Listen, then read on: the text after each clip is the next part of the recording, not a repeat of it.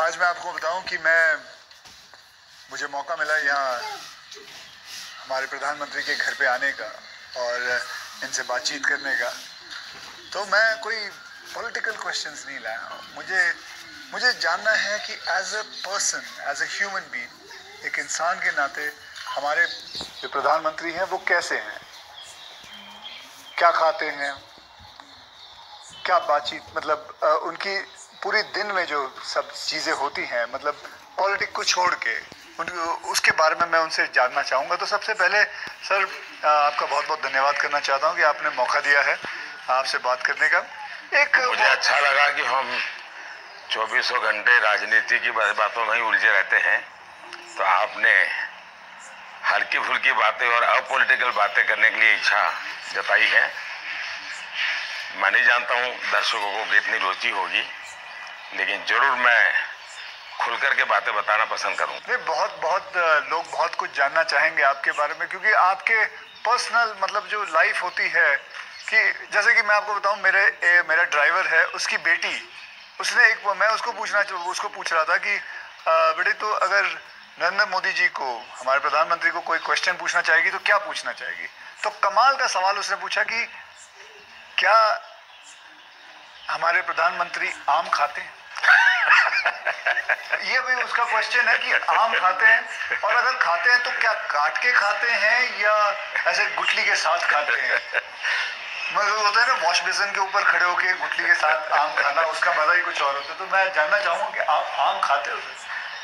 एक तो मैं आम खाता भी हूँ और आम खाना मुझे बहुत पसंद भी है। अच्छा। और गुजरात में आम रस की परंपरा भी है। वो तो बहुत। लेकिन जब मैं छोटा था तो वैसे तो कोई आम वाम खरीदना वरीदना तो हमारे लिए कोई उस प्रकार की कोई लग्जरी हमारी फैमिली थी नहीं। लेकिन कभी खेतों में चले जाते थे तो हमारा देश का जो किसान है बड़ा उदार रहता है।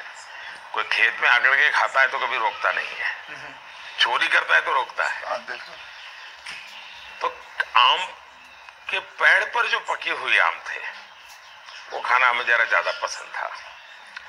यानी उतारने के बाद पकाया हुआ नहीं, नेचुरल कोर्स में पका हुआ, और फिर पूरा का पूरा। अच्छा, तब तो ये हाइजीनिक की कोई समझ भी नहीं थी कि धोना चाहिए, टिकना करना, कुछ नहीं समझते थे, ऐसा ही अपना कर लेते थे।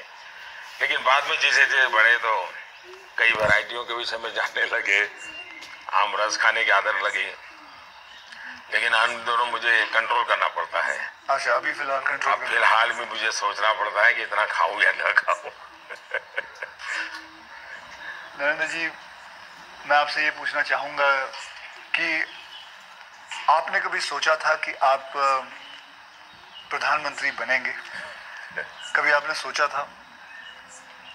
और सोचा भी था तो कौन से साल में, कौन सी उम्र में आपने सोचा था कि मैं इस देश को चलाना चाहूंगा? कभी ऐसा विचार नहीं आया। अच्छा। और सामान्य लोगों के मन में बात गले नहीं उतरती है। शायद जो बन जाते हैं सबके जीवन में ऐसा होगा। मैं नहीं मानता हूं कि यानी कोई एकदम फैमिली ही उसी प्रकार से बैकग्राउंड वाली हो और किसी के मन में इच्छा जगती हो तो बहुत स्वाभाविक है। वरना मेरा जो फैमिली बैकग्राउंड है उसमें तो अगर मुझे कहीं अच्छी सी नौकरी की भी मिल गई होती तो शायद मेरी माँ अड़ोस पड़ोस के लोगों को गुड़ खिला देती कि चलो भाई बेटे को वहाँ नौकरी मिल गई। क्योंकि उससे ज़्यादा हमने तो कुछ सोचा नहीं था, गांव के बाहर कुछ देखा नहीं था। ये तो ऐसी यात्रा चल पड़ी और देश मुझे लेता चला गया, तो अपने आप ही बनते चले गए। सब कुछ जिम्मेवारी आती गई। बहुत ही मतलब नेचुरली रहा है इसमें। वैसे मुझे मेरी दृष्टि से, मेरे व्यक्तिगत जीवन की दृष्टि से अननेचुरल लग रहा है। क्योंकि मेरा बैकग्राउंड, मेरी दुनिया, आज की जो राजनीति का तौर तरीका, उसमें ये सब बैठता ही नहीं जी। मुझे भी आश्चर्य हो रहा है कि देश मुझे इतना प्यार कैसे करता है और इतना सारा क्यों मुझे देता रहता है। जहाँ तक मैंने पढ़ा है आप सन्यासी बनना चाहते थे, या आप सोल्जर या आर्मी में जाना चाहते थे, ऐसा कुछ भी? ये आपकी बात सही है, ये आपकी बात सही है। बचपन में मेरा एक स्वभाव था किताबें पढ़ना, लाइब्रेरी चला जाता था, तो बड़े बड़े लोगों के जीवन पढ़ना ये शौक रहता था। कभी फौज वाले यूनिफॉर्म में निकलते थे तो मुझे बड़ा देखता था, कभी बच्चे की तरह खड़े होकर के सैल्यूट कर देता था, मन करता था कुछ न कुछ। इतने में 1962 का वॉर हो गया, तो हमारे यहाँ से दूर एक महसाना स्टेशन है मेरे गांव से, तो वहाँ स्टेशन पे सब लोग, जो फौज के लोग ट्रेनों में जाते थे, उनका बड़ा सत्कार करते थे, चाय वगैरह, तो मैं भी चला जाता था।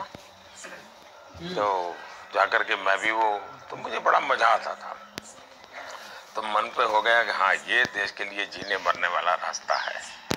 तो कभी उस दिशा में सोचता था। इतने में एक बार मैंने कहीं पढ़ा कि गुजरात में कोई सैनिक स्कूल है, उसमें आप दाखिल हो सकते हैं।